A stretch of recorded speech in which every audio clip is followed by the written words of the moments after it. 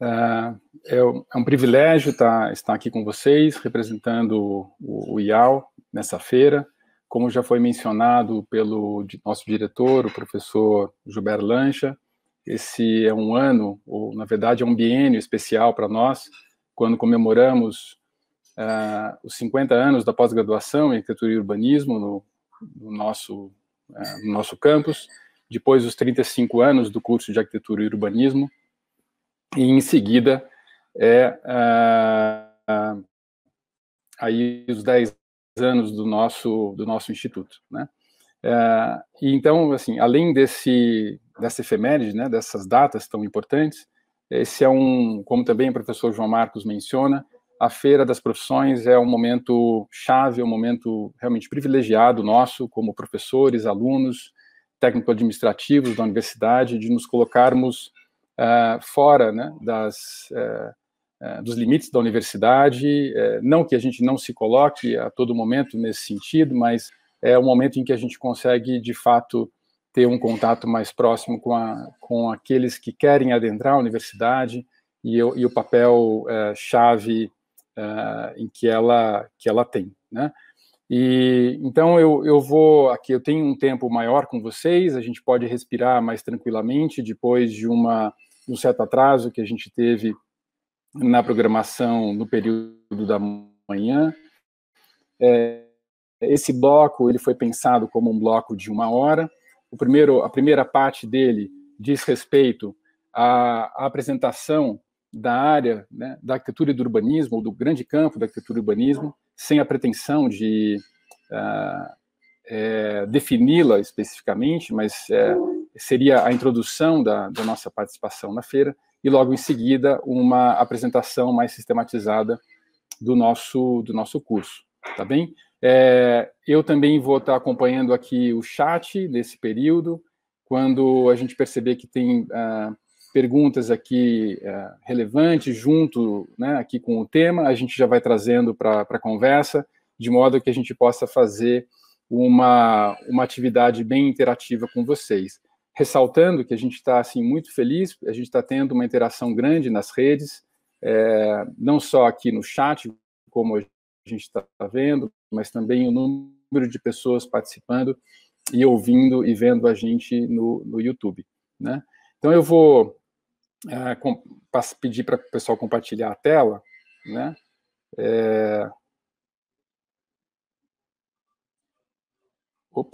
Vamos lá, eu tenho que trocar minha tela aqui. Só um instantinho.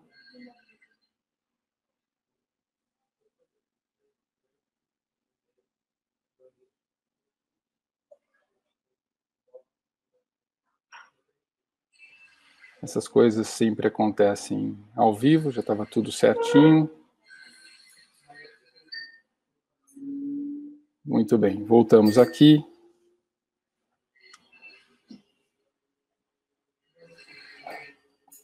Perfeito. Podemos ir para a tela.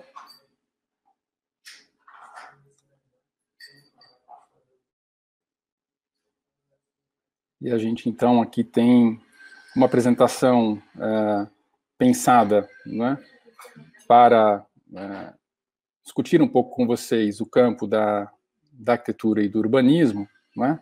A primeira questão, não é pensar com vocês o que é arquitetura e urbanismo, né? Se é possível, né, pensarmos numa definição que a gente já sabe de saída, né? Ela é sempre limitada, né? Mas a gente vai trazer alguns tópicos aqui que a gente acredita que são extremamente relevantes para pensar o papel do arquiteto e do urbanista no tempo presente, né? A primeira questão, e que a gente deve ressaltar, e já foi ressaltada aqui por outros profissionais, e pelo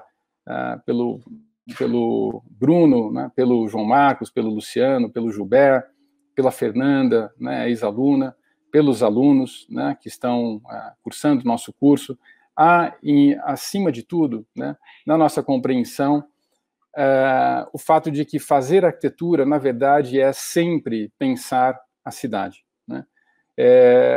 imagino que vocês saibam que desde 2014, mais de 50% da população mundial, né, que hoje corresponde a 8 bilhões de habitantes, então, naquele momento, um pouco menos do que esse grande número, mais de 50% da população mundial já vivia nas cidades, né?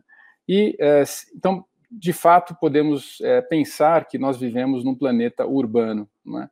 E pensando as cidades, ou as metrópoles, ou as megalópolis, né? Desde as megalópolis até as pequenas cidades, essas variadas escalas, né, de como se apresenta o fenômeno urbano, as cidades, né, apresentam os seus desafios e as suas belezas nas suas diversas escalas, né? O que devemos situar, né? Devemos situar no Brasil uma questão importante, né? Que não só no Brasil, como também já foi mencionado anteriormente, mas é um problema que excede o campo da arquitetura do urbanismo, mas é um problema que nos é inerente como seres humanos dentro do sistema econômico e político, né, majoritário que nos é dado, ou que construímos coletivamente, né, que é a questão da concentração de renda e as desigualdades socioeconômicas e socioespaciais, né. Se pensarmos aqui em termos de concentração de renda, né, podemos lembrar que os 2.000 bilionários, as 2.000 pessoas mais ricas do mundo, né, elas têm o equivalente em renda, né, aos outros 4,6 bilhões de pessoas.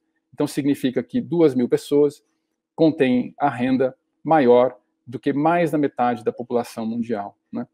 Bem, e se pensamos, né, como é que isso se reverte, ou como isso se espelha em termos da nossa da forma, né, como as cidades, né, as cidades se constroem, né? Elas se constroem, né, a espelho, né, dessa desigualdade e dessa segregação da população, dessa maneira como a gente está vendo, né? Eu acho que vocês já devem ter visto, de alguma maneira, essa imagem em algum momento. Essa imagem corre o mundo a partir do momento em que ela foi feita pelo Tuca Vieira, que inclusive possui pós-graduação em arquitetura, é um fotógrafo muito conhecido, famoso brasileiro, e que atua na Folha de São Paulo, né? Ele registra essa imagem em 2008, no Morumbi, né? Essa cisão, né, que é tão aguda na constituição das cidades brasileiras em termos históricos e que é candente no momento presente, né? Então, como pensar a cidade num lugar, né, em que não é nem esse espaço da direita e nem é esse espaço da esquerda, né? Parece que a cidade está faltando aí. Pelo menos essa cidade como a gente imagina, né? Uma cidade que é esse planeta, no fundo, né, e que deveria ser um espaço de todos e com qualidade de vida em todos os sentidos que a gente possa imaginar, né? Então, a partir daí, claramente, a gente pode colocar como uma atribuição importante do arquiteto e do urbanista o seu papel como um ator social, junto com outros, né, mas orientado à qualificação urbana, né? Então, de fato, a gente, como vocês estão vendo ao longo desse dia, esse é um papel fundamental, né, e é algo que a gente tem que perseguir, não isoladamente, mas com outros atores, e seja no setor público, seja no setor privado, seja em ONGs, em escritórios, na forma como seja o seu desenvolvimento profissional, né? É importante nós pensarmos em formas de articulação das sociedades para a qualificação das cidades, né? Sem a qual nós sabemos que, né, será muito difícil ter um futuro melhor, né, para a nossa sociedade, para o país, para o mundo, não é? Sem esse foco, né? Então, eu trago aqui um exemplo, e essa apresentação ela vai fazer muito uso de algumas imagens e poucos projetos, mas são projetos representativos, a nosso ver, né, que nos apresentam possibilidades da arquitetura e do urbanismo né, e do arquiteto e urbanista se colocarem de uma forma muito estratégica no mundo hoje, né?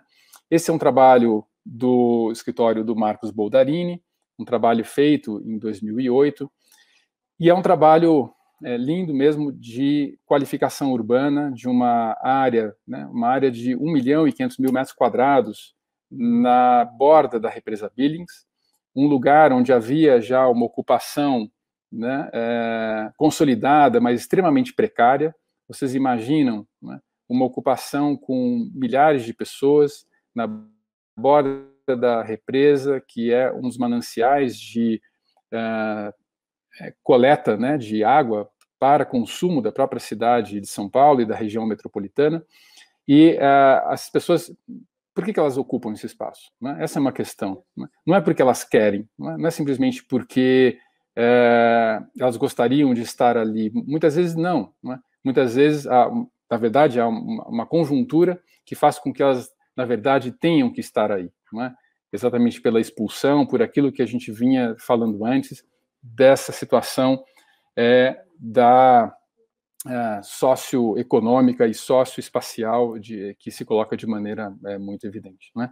Então, o trabalho do escritório, né, se colocar, né, primeiro, né, dentro de uma política pública maior que vê, né, diante da iminência da expulsão das pessoas desse lugar, né, uma política pública que pensa ao revés, que pensa, na verdade, na possibilidade da retenção e da fixação das pessoas nesse espaço, porque já há aí, né, uma série de relações sociais estabelecidas, uma série de articulações, vida acontecendo, né, e é necessário, então, dar qualidade para que as pessoas aí permaneçam. Então, aí entra o arquiteto e urbanista e uma equipe multidisciplinar que pensam, então, como, ao mesmo tempo, manter as pessoas aí com uma qualidade de vida e, por outro, haver uma qualificação ambiental, né, uma proteção ambiental dos mananciais. Então, aqui são só algumas imagens, eu recomendo que vocês procurem na internet, há outras imagens do projeto, né, que mostram, na verdade, um projeto de desenho das franjas, né, desse espaço entre a represa e as moradias, que eram um espaço sem qualificação e que passa a ser um espaço público, um espaço de encontro, né, um espaço de fruição da paisagem, né, um lugar em que em que as pessoas se sintam realmente, com o qual elas se sintam pertencentes à própria cidade. Né? Então, ao invés de se sentirem excluídas da cidade, no movimento pendular de que elas moram no lugar e elas vão à cidade que fica fora de lá para trabalhar, para ter acesso, para exercer o seu direito à cidade, na verdade, é um espaço que vem e que desenha ali, olha, isto é cidade, né? Isso é um espaço que deve ser de todos. Bem, como já está apontando aqui, claramente deve-se marcar a importância, então, da relação da arquitetura e do urbanismo com a construção do espaço público, né? Então, ao invés da preponderância da privatização dos espaços, que a gente vê em todo lugar, a importância de pensarmos a cidade a partir daquilo que é o público, né, daquilo que é o espaço do encontro das diferenças, né, dos dissensos, das pessoas que são diferentes e que pensam diferentes, mas é esse lugar que deve abrigar a todos. Né? Como um exemplo importante, e aqui não é à toa que a gente traz essas imagens, porque é um espaço, um dos espaços talvez mais reconhecidos, né, pela população em geral, que é o Parque Ibirapuera, em São Paulo, né, como esse paradigma de um espaço em que a natureza e a cidade poderiam coexistir, né, ao mesmo tempo um momento em que a arquitetura, né, ela se pensa como a mediadora, como aquela que vai fazer a articulação entre diferentes espaços da cidade, que podem ter usos distintos, como um museu, como um parque, como uma área de apresentações, né? E também feita pelo nosso principal arquiteto reconhecido, né, na história da arquitetura brasileira. Então, vejam, esse é um projeto que já tem mais de 50 anos, né, E como ele se pensa, né, embora, apesar dos desenvolvimentos que vieram futuros, né, de uma certa limitação dos usos de horários e tudo mais, mas eu quero ressaltar aqui o papel do projeto da arquitetura, criando esses espaços livres que podem ser apropriados de maneira diversa pela população, né, seja para o lazer, e a gente sabe, aos sábados e domingos, a quantidade de jovens que estão sob a marquise do Ibirapuera, andando de skate, de bicicleta, fazendo apresentações, acrobacias, né? Como também shows, feirinhas, né? Então, essa arquitetura que é pensada como um espaço que é esse espaço da liberdade e do encontro, né? Que são próprios do espaço público. Então, essa é uma segunda questão que eu gostaria de ressaltar, da arquitetura, né, como qualificação urbana e, em seguida, como uma valorização do espaço público. Em seguida, vejam, né, eu estou dando uma volta aqui e, na verdade, isso é de propósito, para que a gente saia um pouco do senso comum de que projetar em arquitetura e urbanismo é projetar residências, é projetar lojas, é projetar esses que são os espaços, vamos chamar assim, mais conhecidos, né? Não em demérito desses espaços, mas é só para pensar uma valorização do profissional em termos das suas expertises e que tem um vínculo maior com a sociedade que muitas vezes a gente nem imagina, né? O que a gente chama aqui de equipamentos urbanos são de um grande espectro, né? Eles podem ser desde centros culturais e museus, podem ser terminais de transporte, eles podem ser hospitais, né? Há uma gama de equipamentos que constituem a cidade, né? E que muitas vezes a gente nem imagina que o arquiteto ele está lá envolvido, né? Nas equipes que projetam e que concebem e que constroem esses espaços. Então, como um exemplo de um equipamento urbano relevante, né, na nossa história da arquitetura brasileira, eu trago aqui o MASP, né, o Museu de Arte de São Paulo, que também é um caso emblemático, né, um projeto produzido pela Lina Bobardi e sua equipe, e final da década de 60, num espaço que é também significativo da cidade, que é a Avenida Paulista, e é um museu que se pensa, né, para além do museu, né? Então, essa é uma ideia bonita aqui da gente pensar, que quando normalmente um arquiteto recebe uma solicitação de um cliente, seja ele uma prefeitura, um órgão público, um cliente privado ou uma associação de moradores, não é? Como o João Marcos menciona, não é? Nessa articulação, né, com essa demanda, pensar também outras possibilidades e pensar junto à abertura dessas possibilidades para uma cidade melhor, uma cidade possível, né? Então, se a gente imaginar aqui esse museu, né, como um bloco que poderia estar completamente vinculado e colado ao chão, né? Uma os principais espaços desse museu, que na verdade não é o seu espaço interno, é o seu espaço externo, que é esse vão que está ali na Avenida Paulista, ele se perderia, né? Então, essa, vamos chamar assim, né, essa sacada ou essa ideia, né, de suspender o museu, né, e colocar parte do museu sobre a avenida e parte do museu no subsolo e liberar o térreo, né?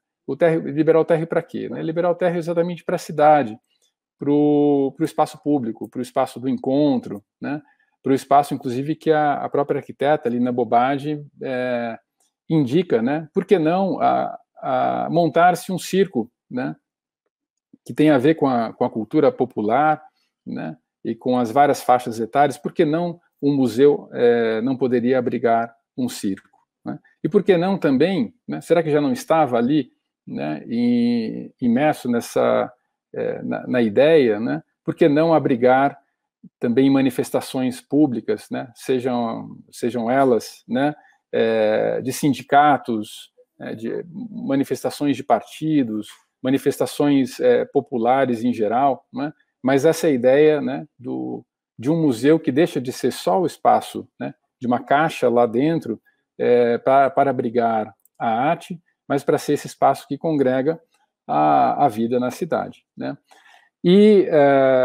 Mas aí esse projeto, né, de um equipamento urbano, ele não para aí, né? A própria forma de concepção dele como um museu excede a ideia que a gente tinha e ainda tem, é uma ideia ainda muito potente, muito forte, né? Ela propõe um outro paradigma de se expor à arte, né?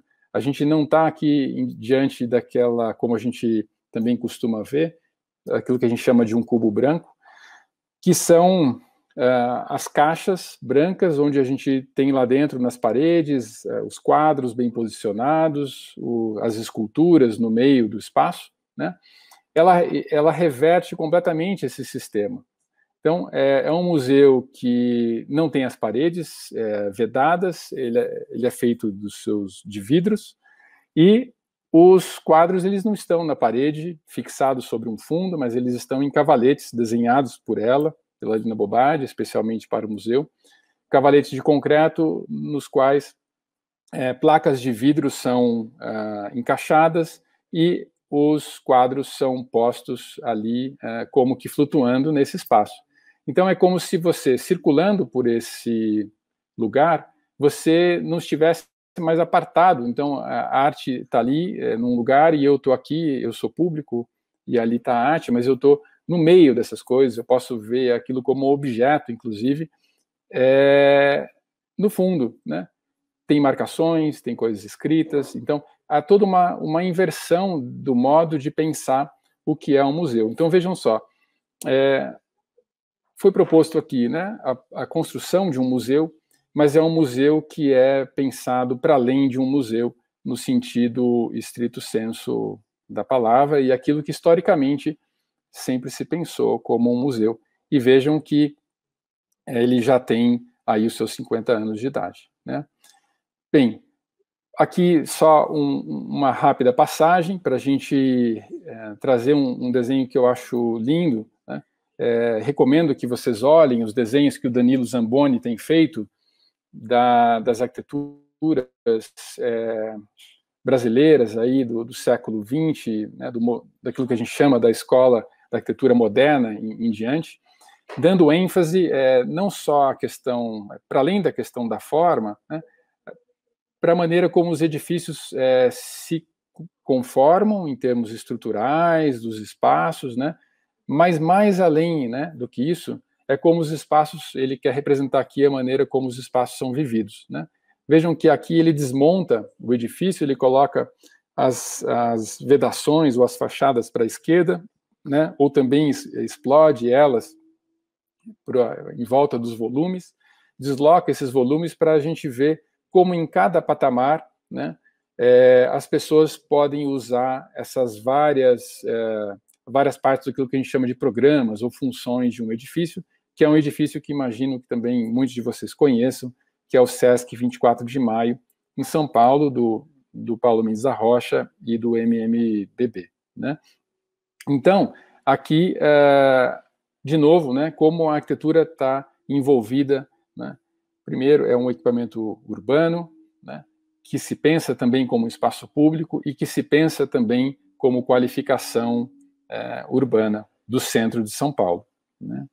Bem, eu não poderia deixar de citar a habitação, né, já foi mencionada muito aqui pelo João Marcos, mas nessa lógica que está sendo traçada aqui com vocês, né, eu trago esse projeto também muito emblemático, que é um projeto que está ali ao lado da Ponte Estaiada, na Marginal Pinheiros, e seria um lugar que a gente não imaginaria, né, por conta do valor do solo, da valorização imobiliária, né, de tudo que, diante dessa lógica que a gente estava mostrando antes, né, da segregação socioespacial, não seria um lugar, a princípio, que a gente imaginaria propício, ou pelo menos destinado, né, seja pelas políticas públicas, ou seja pelo mercado imobiliário, um lugar para ter habitação social, habitação para pessoas de baixa renda. Né? Então, primeiro, uma política pública que diz, não, esse é um lugar que deve ser destinado para esse tipo de função. Em segundo, é chamado um grupo de arquitetos que pensa a habitação social com uma qualidade não só dos espaços internos dessas habitações, mas também a habitação social para além da unidade habitacional, pensando a qualidade dos espaços coletivos, arborizados, né, as circulações com iluminação, ventilação, e ainda além, né, incorporar equipamentos urbanos, né, como uma unidade de saúde, né, pública no mesmo edifício, né, e dentre outras funções, né, então, mas articulando a habitação social com a cidade e com outros usos e outras funções. Né. Bem, mais um item, dentre outros possíveis, né, a arquitetura lida com patrimônio, né, ela lida com a nossa história construtiva e ao patrimônio cultural, tanto material quanto imaterial. Né.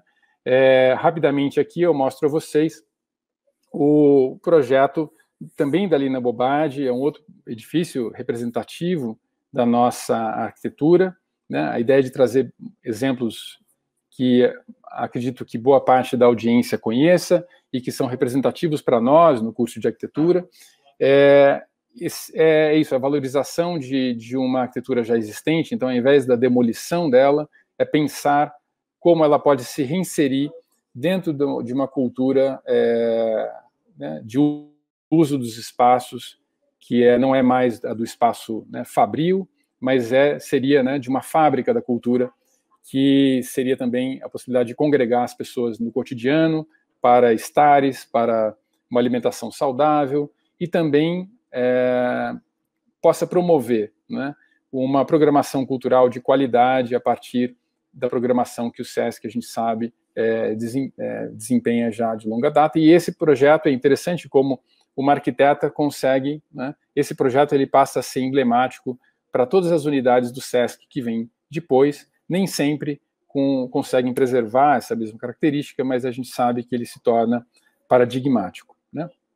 Bem, então, eu trouxe aqui para vocês alguns tópicos, e poderiam ter outros. A arquitetura, ela tem, como eu escolhi o termo, né, qualificação urbana, mas eu poderia dar o termo arquitetura da paisagem para o trabalho do Marcos Boldarini. Né? A gente poderia pensar o trabalho, né, da Lina Bobardi aqui, seja nos equipamentos urbanos, ou seja no patrimônio, mas ele poderia ser entendido também como um trabalho de interface com o design. Né? Então, há uma enorme gama, né, de atuações do arquiteto e do urbanista, e eu trouxe simplesmente aqui um recado, né, um recado singelo, de que, na verdade, a gente está sempre, né, primeiro e também em última instância, pensando a cidade como o habitat nosso e a qualidade, a melhoria da qualidade desses espaços. Eu vou fazer o seguinte, eu vou seguir aqui e a gente junta as perguntas ao final, tá bem? Eu junto aqui com um bloco do curso de Arquitetura e do Urbanismo do IAU-USP, de uma maneira mais sistemática. A Alice, a aluna, já apresentou um pouco em linhas gerais. Eu vou trazer aqui um olhar mais atento, tá?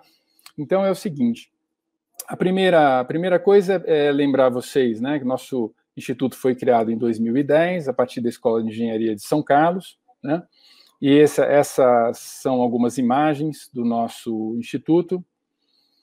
A identidade do curso, né, a gente pensa, né, sempre, né, em ter uma inserção cultural, uma inserção crítica, né, e propositiva do aluno, né, ao longo de toda a sua formação, né, articulando a cultura que eu mencionei antes com aspectos sociais e aspectos técnicos e pensando as várias escalas da produção da arquitetura, seja do edifício, da cidade, da paisagem, e do território. Aqui são imagens de alunos do campus numa intervenção de teatro no seminário, né, no simpósio de iniciação científica no campus, e eles estão aqui numa intervenção performática que tinha o tema O que é urgente. Bem, o nosso curso, essa é uma imagem muito representativa das dinâmicas das nossas aulas.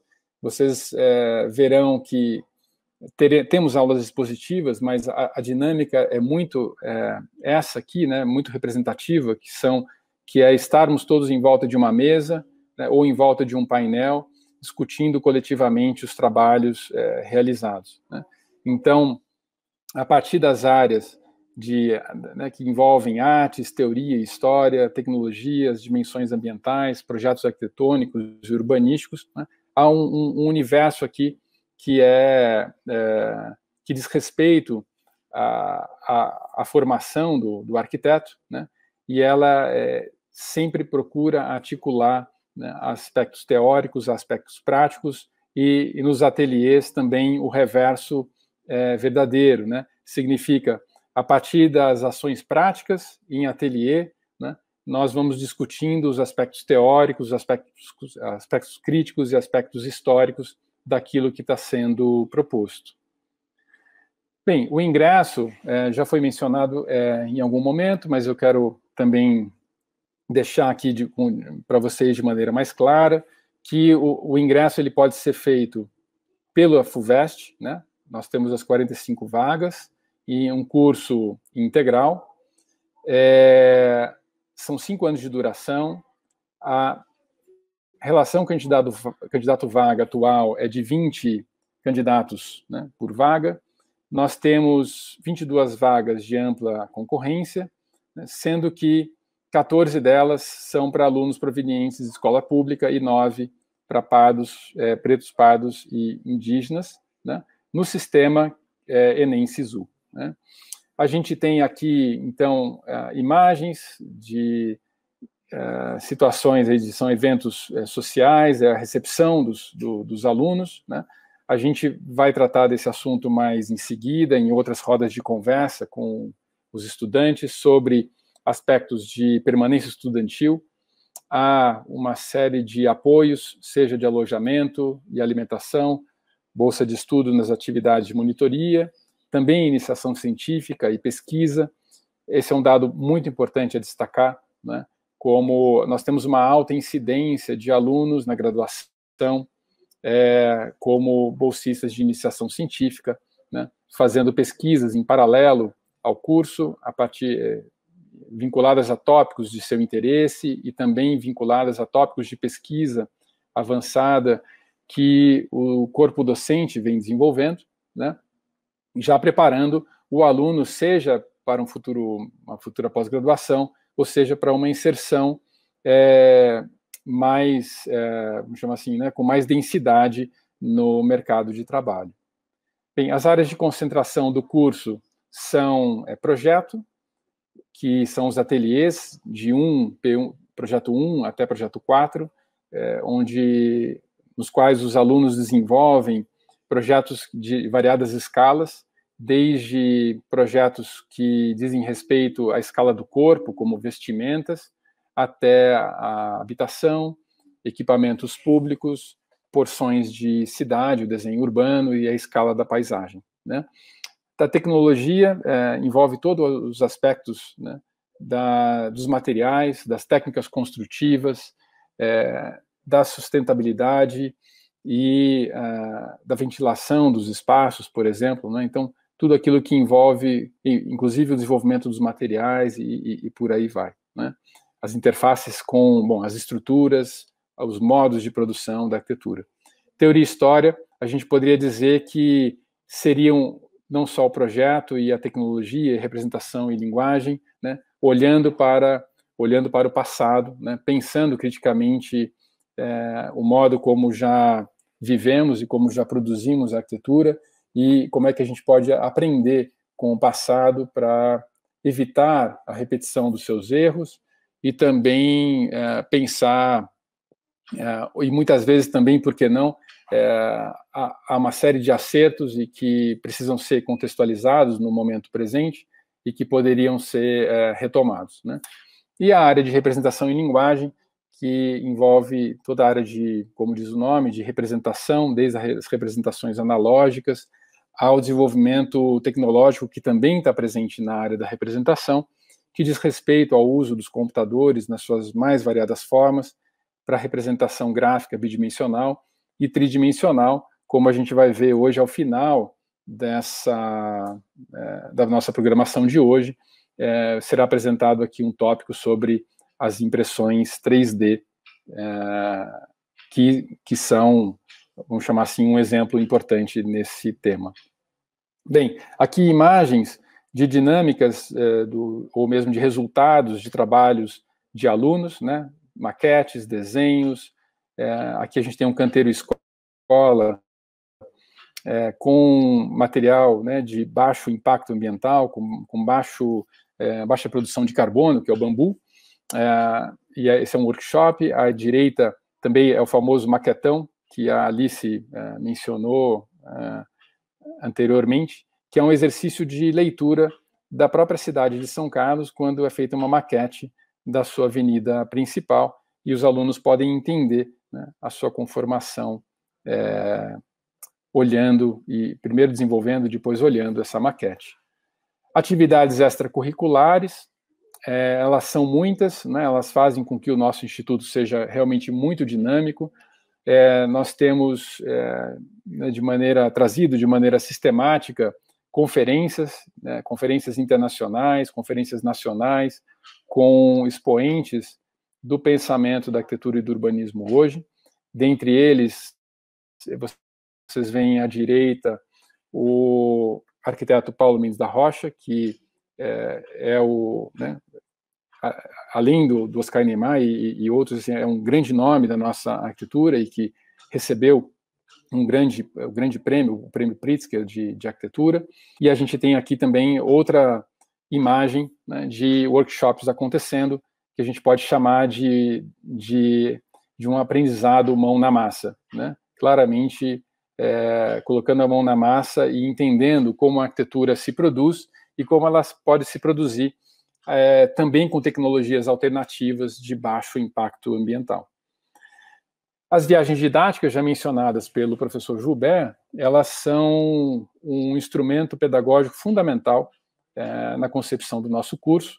A gente entende que não só com a mão na massa e também nos ateliês, seja em ateliês práticos, ou seja, e nas aulas teóricas, é que se aprende arquitetura, né? Se aprende arquitetura visitando os lugares, entendendo como eles foram produzidos, entendendo a sua dinâmica cotidiana. E no Brasil, nada melhor do que conhecer cidades paradigmáticas, né? Então, São Paulo, como a grande metrópole, uma metrópole global, com todos os seus problemas que já foram mencionados. Minas Gerais, né, como uma das origens da nossa arquitetura colonial, do nosso período colonial e da mineração, em Ouro Preto, e depois passando por Belo Horizonte e vendo, né, uma cidade planejada. O Rio de Janeiro, e também aí um dos berços da nossa arquitetura moderna, e todo o contexto seguinte, né, que é da explosão demográfica, da explosão da própria cidade, né, e dos seus limites de planejamento, e Brasília como esse lugar máximo, né, não só no Brasil e mundialmente, como esse lugar, né, em que um projeto moderno de cidade completamente planejada se faria, né? Então, a importância de estar em contato com esses lugares e conhecer e aprender a partir da própria vivência e do registro dessa vivência nessas cidades, né? Bom, há também uma série de intercâmbios. O nosso instituto tem intercâmbios com universidades de ponta no mundo todo, aos quais esses intercâmbios vocês poderiam e podem se candidatar para passar um período nessas escolas, um período de até 1 ano, e com certeza essas experiências, elas são muito significativas, né? A gente tem percebido, tem sido muito significativas na história e na formação dos nossos alunos.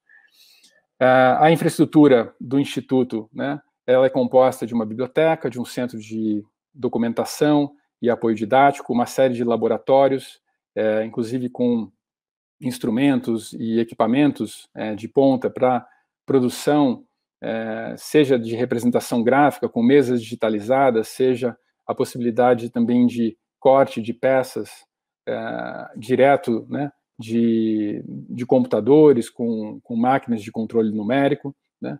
Laboratório de modelos e maquetes, no qual vocês aprendem também a fazer esse mão na massa não mediado ou pouco mediado, né? Laboratório de construção civil, onde são feitos testes de materiais e também de modelos, assim como no laboratório de conforto ambiental.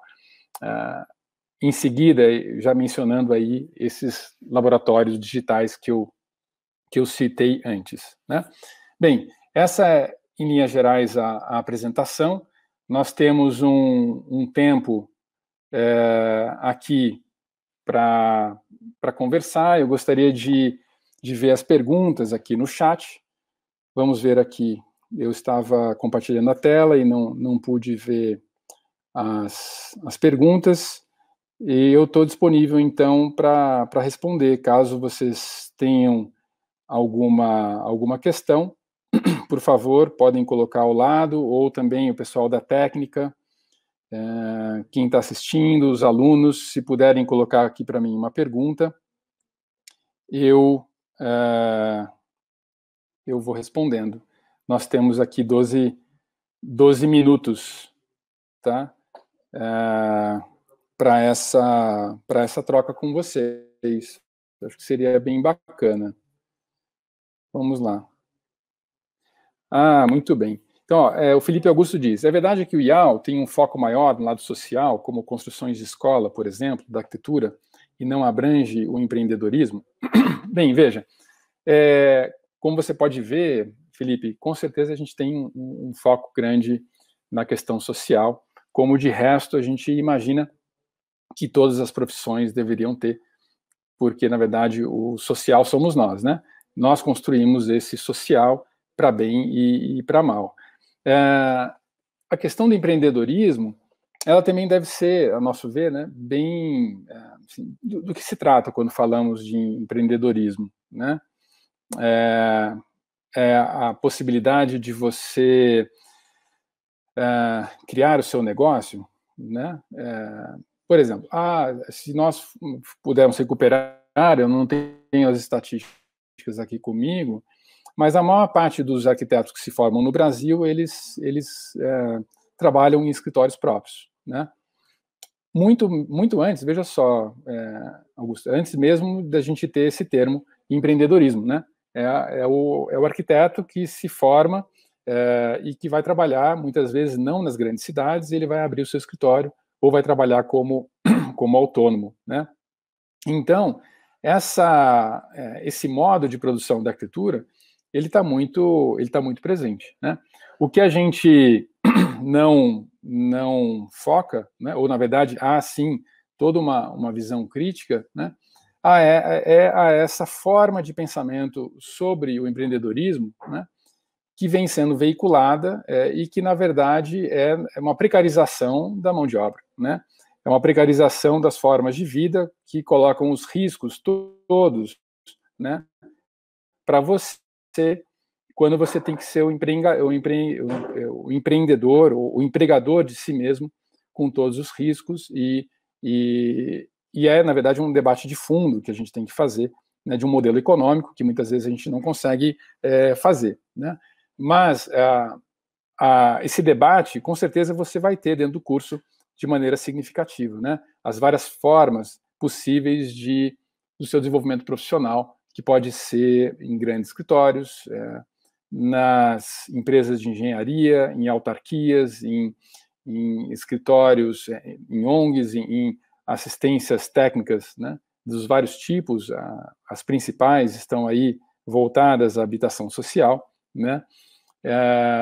você pode seguir uma carreira acadêmica, por exemplo. Então, veja que essa dimensão entre o social e o empreendedorismo, como palavras que têm um tanto um senso comum, a gente poderia abrir um pouco mais e pensar melhor sobre um tema e sobre outro, tá bom? Não sei se eu respondi, mas qualquer coisa você nos procura no e-mail, no site, e a gente pode continuar conversando a respeito. A Lana pergunta aqui como funciona a dupla formação do curso. Veja, vocês não saem, Camila, com o título de arquiteto e engenheiro, tá? Vocês não saem com os 2 diplomas. Então, vocês entrando no curso de arquitetura, vocês escolhem vocês pleiteiam essa dupla formação, chamada assim, escolhem há um rol de disciplinas da engenharia a serem cursadas, e cursando essas disciplinas, vocês saem com o diploma de arquitetos e urbanistas, mas no currículo com uma série de disciplinas que os capacitam, né, de uma maneira, digamos assim, muito mais adequada a atuar em equipes interdisciplinares, né, ali no campo com a engenharia. E o reverso também é verdadeiro. Os engenheiros que optam, né, por essa dupla formação, eles vêm para as disciplinas de arquitetura, que também há um rol determinado, eles precisam cursar essas disciplinas, eles saem com o diploma de engenheiros e tem dentro do seu currículo o registro dessas disciplinas, e a gente acredita que, com certeza, também eles sairão muito melhor formados para compreender, né, a complexidade, por exemplo, desses sistemas que são complexos, né, como os sistemas urbanos, como mesmo, né, num diálogo entre um engenheiro e um arquiteto e um engenheiro, né, e parece que essas mediações começam a ficar muito mais simples. E vamos lembrar o seguinte, né, na origem essas formações eram uma só, e que num dado momento, na ciência moderna, essas coisas se dividiram, e a gente está percebendo que vale a pena juntar essas coisas de novo, né? O que mais? Mais perguntas? Então, a Lana tinha feito essa pergunta ali, se a gente acha, né, assim, se alguém que não tem tanta aptidão para o desenho, se ela vai ter dificuldade. Veja, Lana, esse é um senso comum, assim, né, a gente, e é normal, assim, poxa, para ser um arquiteto, um bom arquiteto, eu preciso desenhar bem, né? Então, a gente precisaria questionar, primeiro perguntar o que é o desenhar bem, né? O desenhar bem é fazer um desenho bonito, né? Ou ter um desenho que expresse muito bem uma dada situação. Então, aí a gente poderia dizer que é um bom desenho, né? Pode não ser um desenho bonito, mas é um bom desenho, um desenho que é uma boa tradução daquilo que está sendo visto, daquilo que está sendo discutido, daquilo que está sendo proposto. Muitas vezes pode ser um desenho muito rudimentar na maneira, visualmente, mas ele, em termos de conteúdo, ele é muito forte, né, naquilo que vê e naquilo que propõe. Veja, eu não estou dizendo aqui que um desenho bonito não é interessante, certo? Mas eu não digo que ele é preconcepção, ele é necessário para você ingressar no curso. A gente, inclusive, de uns anos para cá, não tem o exame de aptidão, mas a gente tem uma série de disciplinas no curso que vão instrumentalizar vocês, né, no campo das várias possibilidades de representação da arquitetura, né? E também entre os alunos, né, há uma série de atividades, de workshops. A Semana de Arquitetura e Urbanismo, promovida pelos alunos da graduação, também promove uma série de oficinas muito interessantes, né? Então, para resumir, não é uma pré-condição, tá? É algo que você vai desenvolver ao longo do curso. Sim, um desenho bonito é muito legal, mas não basta. Eu diria que talvez seja melhor um bom desenho, né? Um bom desenho como resultado de uma boa observação ou de uma boa proposta para a situação que a gente está vivendo. Tá bom? O que mais? Vamos lá. como funciona a escolha da IC no curso e se existe alguma dificuldade de se obter uma. Diego, essa escolha, ela é feita, vamos dizer assim, quase que naturalmente dentro do curso. Eu não me preocuparia de antemão em relação a ela. Porque, como eu mencionei a você, a gente tem algumas áreas no curso, são 4 áreas: projeto, teoria e história, tecnologia e representação em linguagem. Você naturalmente vai se envolver mais com uma ou mais com algumas em relação a outras. Dentro dessas áreas, algum tema em específico começa a te encantar, e também afinidades começam a aparecer com o trabalho, né, das disciplinas, com o trabalho de pesquisa dos professores.